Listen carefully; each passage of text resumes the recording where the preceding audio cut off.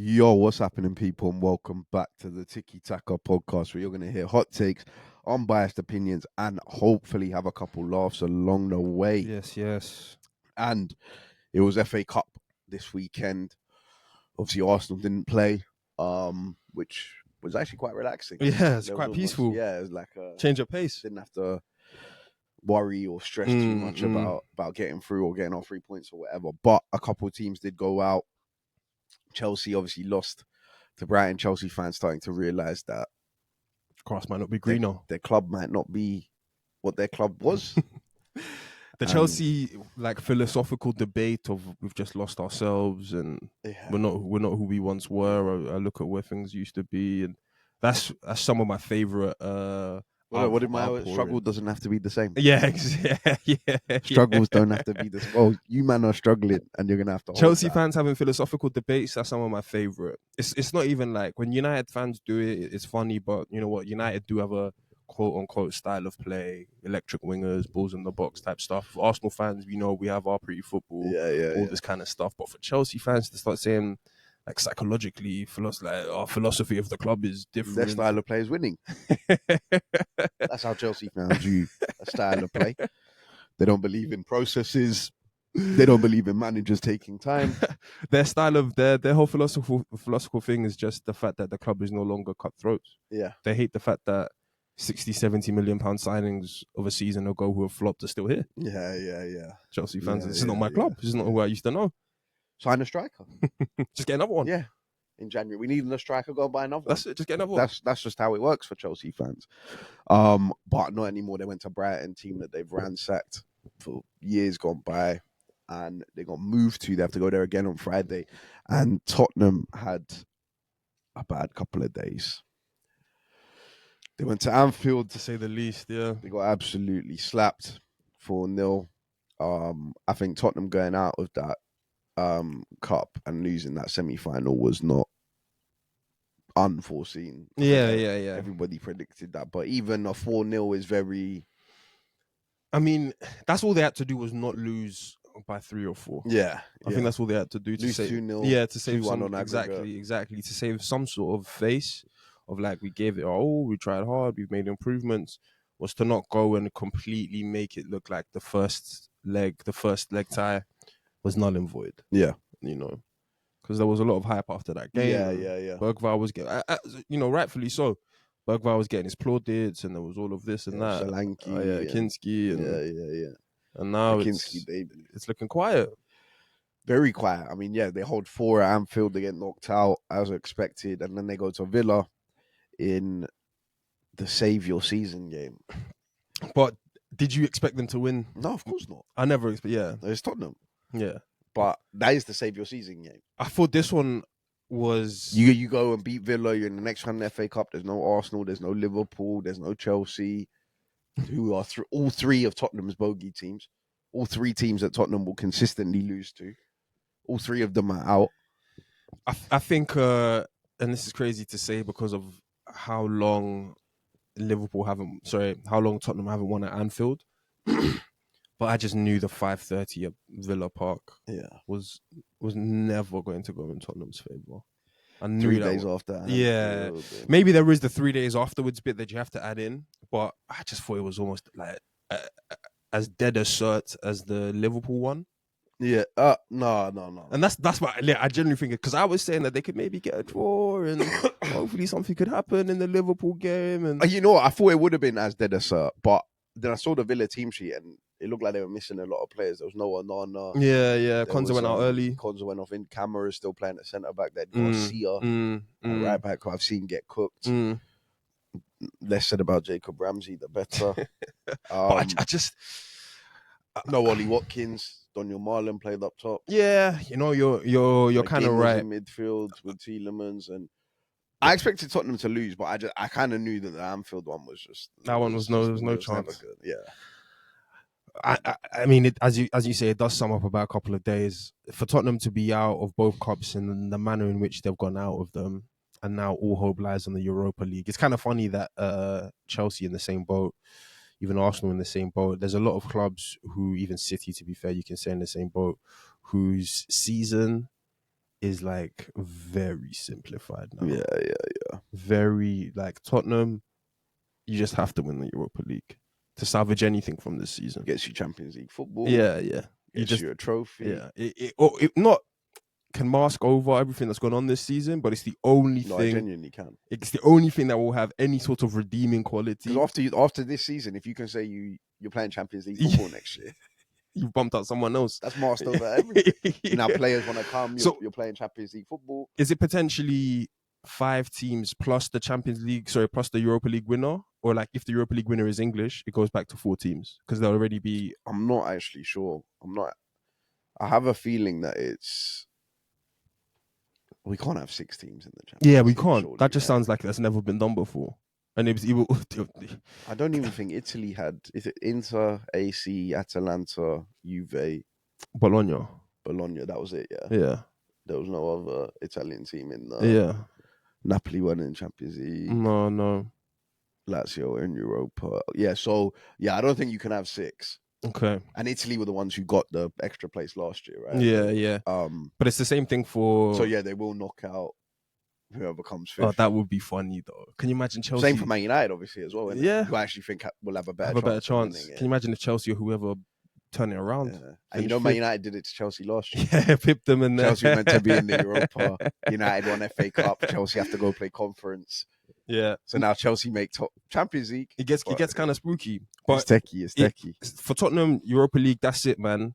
If this was like the NFL or the NBA, if you was a Tottenham fan, you'd start to tank the season deliberately now. Yeah, to get the number. Yeah, just get me the number 1 draft pick. We go again next year. Yeah. But now Tottenham, it's simple. Arsenal, you've just got to be as close as we can to Liverpool, see what happens, and try and have a good run in the Champions League. We'll move on to Arsenal after, but just quickly on the Tottenham thing, Ange is still in a job today. As we record. Yep. Yeah, as we record, that's a very valid point. Tobes, Fuad, Expressions, they were all calling for a P45 today.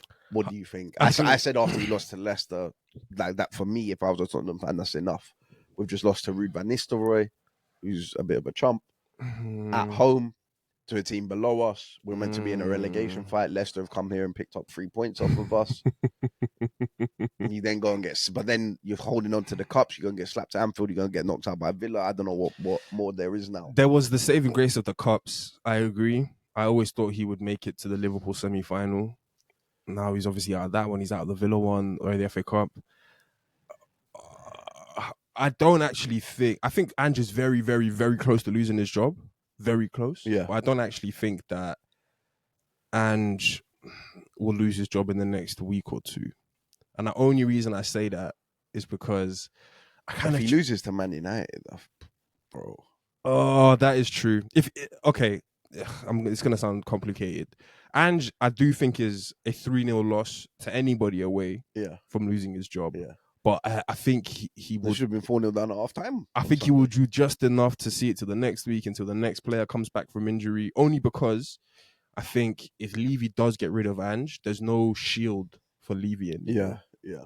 It's just all Levy stuff now. The fans are already unhappy. I agree. The fans already want change. The fans are already singing stuff at Levy and all of that kind of stuff. And Ange is like the only blocker to that right now as it stands, because you can still say... Because for Tottenham fans, he might be the only guy doing a worse job than Exactly. You can still say, well, Tottenham fans are saying, why did Mikey Moore come off yesterday? Why is Archie... We got Ben Davies on the bench and Archie Gray playing left back. Why in the first minute of the game is Pedro Porro playing right wing? Yeah. He's able to go through on goal. So the only shield I have for Ange, or the only like saving grace or silver lining I have for Ange, is that the Levy right now is using him as like a doorstop to stop all the Tottenham fan hate that will end up at Levy's doorstep in the summer. But I do think there's no way Ange can stay on till next season, but very slim chance that Ange can stay on till next season, because I do think that even if they back him, Levy has got to be a smarter businessman to do the United thing of backing Ange and then 10 weeks into the season being like, we need to get rid of Ange. Yeah, he won't do that. But my only thing is that where he might not get sacked is it probably has to be if Ange goes a Ryan Mason thing till the end of the season. And I don't know if that's better than Ange. That's another good point as well. Yeah, it's So, true. Ryan Mason isn't better than Ange. So then maybe Levy just waits till the summer, sacks him in the end. But of as the you're summer, and saying then though, gets his guy. things can get really scary for Tottenham. They can. I You would lose say they've already got kind of scary. Yeah. But like, we can move the barometer from kind of scary to really scary. Yeah. Because if you lose to United and the Wolves pick up a win, or Well, they're Everton saying they pick should up have a like win, 4 or 5 players back, coming back this week. I think Udogie's coming back. Who knows when Romero's coming back? Van der Ven, and one thing you got to do is get Kinski out of the goal. Yeah. Because how Kinski's just chalked that one up in the first minute, giving you lot no chance. Villa Park's a tough place to go to anyway, and the best of days. Kinski's just thrown one in there after 1 minute. I do think players coming back will help Tottenham, but it's never that. It's like, how long do players stay fit for Tottenham? Because we've seen Romero and Van der Ven come back and they were rushed back, but now they've been out for another 2 months. Yeah. So what is it? Is it come back and we're gonna like take our time with them and 30 minutes, 20 minutes, 20 minutes, 20 minutes, or is it 5 minutes and exactly? Or is it just gonna be that Ange is like, thank goodness you guys are back, sign off, throw them back in there, high octane football. Van der Ven, my hamstrings can't take this. You know? Yeah. Well, I mean, he gave Van der Ven 45 against someone, innit? I think it might have been Europa League. Elfsborg. Yeah, it might have been Elfsborg. And he was like, the plan was only to give him 45, and we haven't seen Van der Ven since. Didn't see him against Brentford. Everyone thought he was getting full rest for Anfield. They didn't see him against Anfield. Didn't see him against Villa now. So I don't know where Van der Ven is. Romero was meant to be back in November. So you think that Ange will go pretty quickly, or within the next? I think regardless, that Andrew's gone at the end of the season. Yeah. I see. I think almost no matter what, he's gone at the end of the season, unless he pulls the Europa League out of the bag. Yeah. Then he'll stay. But I don't think Levy can get the guy that he wants, whoever that is, whether it's Marco Silva, whether it's Iraola, whether it's Edin Terzic, whoever it is. I don't think Nuri Sahin. I don't think Levy can get him now. So I think Levy has to wait till the end of the season, and that's why I come back to the Ryan Mason point. Like, I don't think Ryan Mason's better than Ange. What do you think about Ange? As I sent you a thing of Ange saying like injuries, and I hear it because Tottenham do have injuries. Yeah. You know, but I don't know. Ange is obviously going to try and downplay it. But when they mention some of the facts, he's lost 21 out of his last 43 or whatever it is. Like, did you see him listing the players that have been out on the back four, and he was like, "What happened to Liverpool today? They did that for one game. Now try doing that for 2.5 months." That's nasty. What he said. That's nasty work. But look, I think from Ange's point of view, and a manager, I understand it. Like, he's very much just, I'm backing my players. Yeah. I'm here to support my players. I'm going to support my players until the end, right? And that will probably cost him his job and whatever. But I get it from a manager's point of view. Arteta's very much like that, yeah? I mean, we want Arteta to tell us that this attack is not good enough, right? We're all watching it with our eyes. But all Arteta will tell us is how much he loves these players and how much he wants to work with them. Yeah. No, it's fair. Ange can't come out and be like, I'm shit. So, Conte did that. Jose did that. And look what that got them and the Tottenham fans and Daniel Levy. We want our Tottenham back, and Ange came in and it was good football and everyone was enjoying it and whatever. And the last thing I'll say on this is, as well, bro, the reason Ange has to go in the summer is because there's another summer where there's genuinely top managers to go and get. There's attainable managers in the market, like, for example, Nuri Sahin. I don't know whether or not he's a top manager. He's managed Dortmund. They've had an all right season, and he would 100% come to Tottenham. Maybe more so than a Marco Silva. Maybe more so than, and I think it'll be easier for Tottenham fans to get on board. Oh, he's had experience in Germany, and we can watch his football. He's gonna change tactics when things aren't working. All of this kind of stuff. Agreed.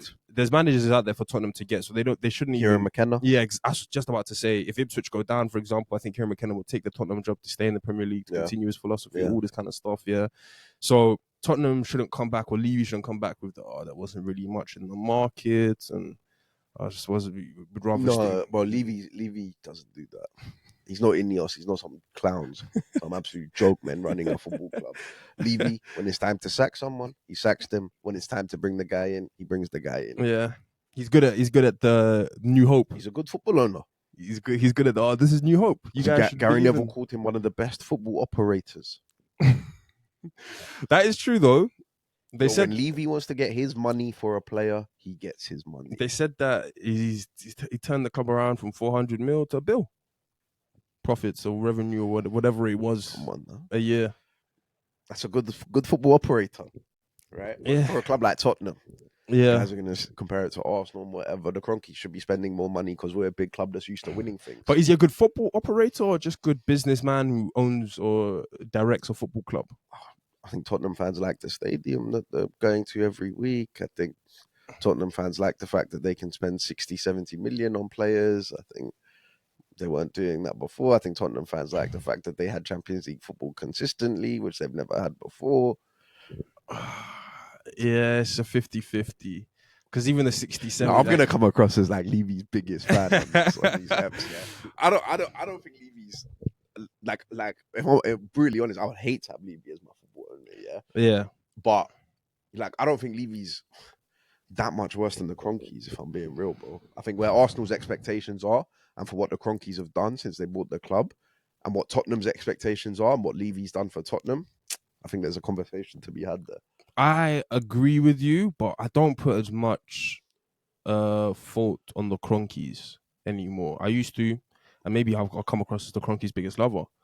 But I think, and this is obviously a separate topic, but I think for the reason that Arsenal haven't spent money is not because the Kroenke'S haven't given it to Arsenal. I think Arsenal, Edu and Arteta and the transfer team and all these guys have done what we've just seen over the January transfer window. Lowballed someone, come in with 40 mil when the club have indicated that they want 60. Edu's probably not even really involved anymore. Not this, not this. So that Watkins one, was that could really be aggravating. Arteta or Garlic and whoever. If that is are, Arteta, that's it's not looking good. Because, but I can't believe that Arteta's telling them, don't spend this extra 20 mil. But at the same time, I can't believe that the Kroenke'S even need to get involved. I don't think there has to be. We did the 1 in 1 out thing. That's why that's the Edu thing. Yeah. Like, I don't think there isn't 100 mil or 80 mil. The reason I say it, if that was Roman Abramovich, the money's out the door. He throws the 60 million. Watkins is here 1st of Jan. He's here for the first leg against Newcastle in that Carabao Cup. 100%. He's here for the Man United Cup tie.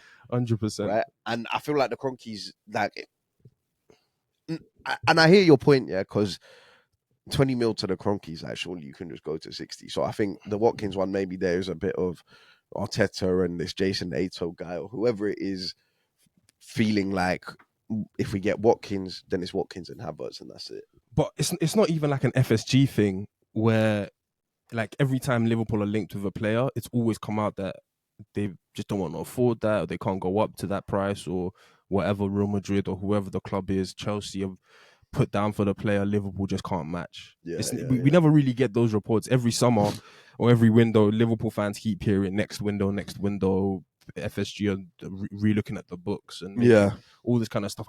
I don't even hear that with Arsenal. We just don't really hear bids and links. Like the bid, Ollie Watkins' bid was massive because we've actually put a bid down. You know, in some sense. In some sense, yeah. It was 40 mil. So with the Kroenke and the Levy thing, it's interesting because Levy has shown he's willing to spend money, as you've said. If he thinks that the player is right or the situation is as such that I need to spend, Levy will spend. I think the Kroenke'S in the Arsenal system is like we're being so like thread of the needle. This has to be the exact tick every single. Tottenham will sign a guy for 60 mil if he ticks 3 out of 4 boxes. Arsenal won't spend anywhere near that. But to be fair, I think that's also the positions of the two clubs, right? Yeah. If Tottenham can sign a guy that ticks 3 out of 4 boxes, he probably goes straight into their starting 11. Yeah, 100%. Solanke. You're right, yeah. If Arsenal can sign a guy that ticks 3 out of 4 boxes, he's Trossard or he's Martinelli or he's maybe even Raheem Sterling or whatever. Yeah, Ethan Nwaneri. Yeah. So where Arsenal are, they need the guy that ticks all 4 out of 4, right? We said that about Havertz. You said he ticks 9 out of 10 boxes for Arteta, right? But the guy we need now is the guy that ticks all 10. So how much of it is on the Kroenke'S? How much of it is on the... Look, I'll reserve my full judgment on the Kroenke'S until the summer. But when the summer's over, I'm going to have an opinion. And I'm going to share Kroenke episode. Yeah, 100%. Right? Because I'm going to see what they've done in the summer. But I think since the Kroenke'S took like full ownership in 2019, I haven't been too mad with them. At like they forked the money out for Pepe. Yeah, Declan Rice. They would hit the release clause for Thomas Partey, Aubameyang as well. Aubameyang. The Declan Rice thing was obviously massive. Even Havertz, spending the money for Havertz. And another thing is, well, we spend a lot of money in like every time Arsenal go into a transfer, and this lets me know there's a bit of a club thing going on. Every window we go in, like Ramsdale, for example, there was no Arsenal fan that said that we needed to spend that 30 on Ramsdale, but we have 30 for Ramsdale. Yeah. Ben White, 50. Like that was even this kind of Fury. It wasn't the first thing that we said we needed was a left back. Yeah, but this summer was not a good window. It wasn't a good window, but my point is like there is money there. Arsenal and Edu and whoever it is, Arteta, will sign it off if they feel as if this player, Calafiori, Ramsdale, whatever, matches the criteria. Yeah. It's not as if like Arsenal have spunked like the Pepe thing 3-4 seasons in a row where we've just bought the hottest property in the market for 40, 50, 60 mil. Yeah, it just seems as if there's money there, but it's only specifically for second goalkeepers and left backs and right backs and central defenders. Yeah, any defensive player, basically. That's what makes me know that there's money there. It's not that there's no money. There's a budget there, but Arsenal are just being really strategic with where that budget goes. If that is the case and whatever, then I'll throw shit at Arteta's door, right? Yeah. This I've told you how much this Watkins one annoys me, but since 2019, I think, when the Kroenke'S took full ownership of Arsenal compared to Daniel Levy's time at Tottenham, I think Daniel Levy's been more successful. In what? And again, I say from what Tottenham's expectations are to where Daniel Levy has taken them.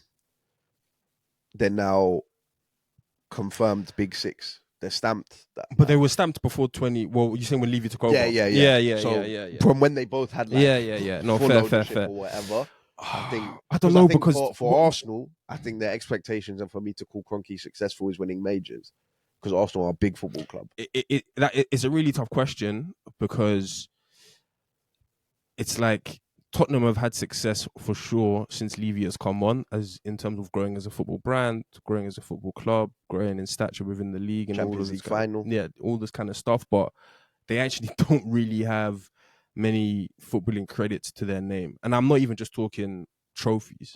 Yeah, they have a couple seasons where they challenged but fell away, and then in between for Tottenham. Yeah, I know, but then in between that, it's been how much did Tottenham have that before Levy? No, they never had a that couple before. Seasons, Champions but League finals. Before that, it was like they're still up, they're still down, and now you have this whole thing where they're transitioning into a new stadium, which we know as Arsenal fans takes a lot. Yeah, it takes a lot out of the club, out of the team. There's money that can't really go into the team way. But Levy's been spending, though. But Levy's been spending all of this, but now that they're 15th, it's like when we moved into the Emirates, we were never at any point 15th.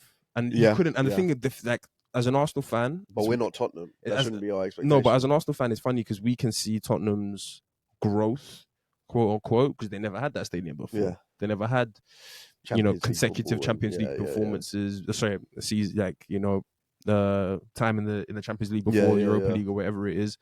But I think if you're a Tottenham fan, that should be part and parcel of just growing as a club. Yeah, they've seen Leicester win FA Cups, and they've seen all these other clubs, United at their worst, win FA Cups, and for Tottenham to really say they've seen footballing success, because you can talk to any Tottenham fan about the business of the club, and they, like, as a fan, they don't really care that much for Tottenham. Yeah, no. For footballing success for Tottenham. But they don't really care that much. Champions League final is footballing success. I think if you're a Tottenham fan, you don't care that much about how much revenue you're turning over and how much but your on the stadium pitch, is. Champions League final, consistent Champions League football, league title challenges. That's on the pitch. All that stuff is on the pitch. But now, yes, none of that's resulted in a trophy, but it's Tottenham Hotspur Football Club. Like Arsenal have been to one Champions League final, 2006. We haven't been back there since. Yeah, right? We didn't get to the quarterfinal stage of the Champions League until last year, after 12 years or whatever. Yeah. Right. We've only just started competing for the league again the last 2 years, and obviously this year again now. But that, And Arsenal are they have the third most titles in England after Liverpool and Man United. They have the most FA Cups. They're a big club that the Kroenke'S should be doing I more. still wouldn't agree with the statement because it's like since the Kroenke'S took over in 29, like Tottenham have only had that one Champions League final. You know, since the Just one Kroenke'S more took than Arsenal. yeah, but since the Kroenke'S took over, Arsenal are already back in the Champions League and already have the first quarterfinals for 12 years. Like of those 12 years, we spent 6 of them not in the But Champions League. but then you're giving us Tottenham standards. You're saying, oh, we're in the Champions League. That's Kroenke should get praised for that. No, I think any team should be happy. We're in title races. I think Kroenke any should team. get I think praised for Arsenal can't talk about winning the Champions League or having any sort of expectations. We should be happy with a quarter final or semi final appearance. We're not that club in the Champions League to be saying that we should be winning this. We have the divine right, or like even to be competing. As you say, we've only made one final. Okay, So cool. But then if we're gonna say that our history in the Premier League or our history with league titles, we should be doing better. We're the third best in the country. Yeah. No, we should be Right? even these cups, titles. like the cups so that to go 20 years without one. the cups that we've been getting out of. There's no way that we should be. Yeah, FA Cup. Yeah, Carabao, all this kind right? of stuff. We shouldn't be, or we shouldn't have performed the way we performed. But even for Tottenham, I don't think with Tottenham's lower expectations that they can still call what they've done footballing success. Even with those low expectations, you can't say you're a Big Six club and you're just happy to make finals and come second place and say that you're a Big Six club. You know, you can't. Well, they're a Big Six club because of Daniel Levy. No, they are Big Six club because of Daniel Levy, but it still hasn't equated to footballing success. Like it still hasn't equated to like more footballing success than I would think that Arsenal have achieved even in these 4 years under Kroenke. You know, like Tottenham these last 4 years. Arsenal have had footballing. I think for Arsenal, footballing success is winning stuff. Yeah, and we only have an FA Cup and a Carabao Cup in the last 4 years. No Carabao Cup to show for not Carabao, sorry, Community Shield to show. Hey, trophies on the table. Trophies on the table. Community Shield. I know certain Tottenham managers, past and present, who would count that as a trophy. Well, you have to win something to get there, right? So Tottenham fans don't count that. But yeah, look, regardless, I just think for Arsenal, I see success as winning stuff. In particular, winning major honours, but that's a conversation for another time. Look, we obviously we covered FA Cup quickly there, and if you've got any comments, please let us know down below. Please subscribe, let us know your thoughts, and we'll see you next week. Peace.